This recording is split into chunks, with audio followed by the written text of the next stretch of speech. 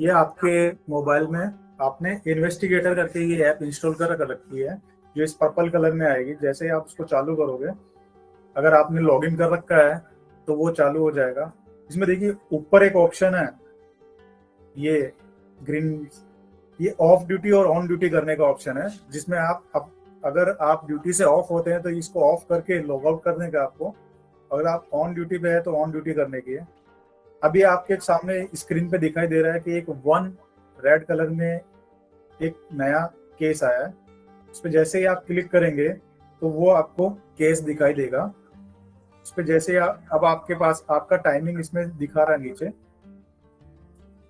सबसे पहले आपको उसको केस की डिटेल को देख करके उसको एक्सेप्ट कर लेने का है। अगर आप एक्सेप्ट नहीं करोगे और नॉट एक्सेप्ट पे क्लिक करके उस रिजेक्ट पे क्लिक करके जैसे सबमिट कर दोगे तो ये केस आपके यहाँ से चला जाएगा डीसीसी के पास में, और डीसीसी फिर उसको दूसरी किसी टीम को असाइन करेगी, मान के चलो। लेकिन अगर आपने एक्सेप्ट कर लिया तब आपको उस केस क्लोज करना पड़ेगा, उसकी सबमिट रिपोर्ट आपको डालनी पड़ेगी। जैसे मैंने इसको एक्सेप्ट कर लिया, तब आपके पास में 30 मिनट बचे हैं, क्योंकि आपने केस पहले वहां पे 15 मिनट आपको उस लोकेशन पे पहुंच करके उस केस की डिटेल को देखने का है और उसको एक्सेप्ट या रिजेक्ट करने का है।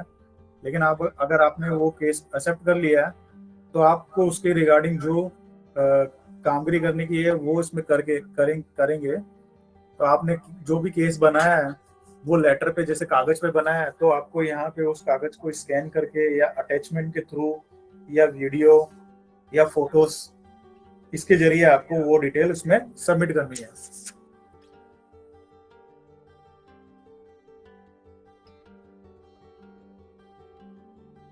आप इसमें मल्टीपल डॉक्यूमेंट अटैच कर सकते हैं और फिर इसमें आपको एंटर रिपोर्ट के अंदर आपको उसके रिगार्डिंग जो रिपोर्ट आपको टाइप करके डालने की है वो इसमें डाल देने की है।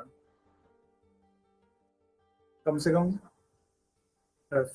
25 कैरेक्टर के अंदर ये डिटेल डाल के आपको सबमिट रिपोर्ट पे क्लिक कर देने का है।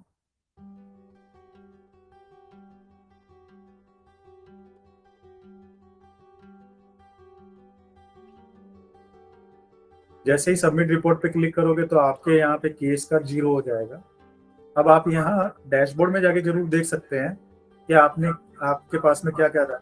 तो आपने एक अर्जी को पहले रिसीव किया, फिर एक्सेप्ट करके फिर उसको रेस्पॉन्ड भी कर दिया है। तो रेस्पॉन्ड में एक अर्जी दिखाई दे रही है, वो अभी कौन सी है, तो आप जैसे रेस्पॉन्ड पे क्लिक करेंगे तो आपको वो अर्जी भी दिखाई देगी। अब जैसे ही उसमें वो अर्जी कहाँ ट्रांसफर हो जाएगी, जैसे ही आप रेस्पॉन्ड करेंगे तो कंसर्न एआरओ के पास में। अभी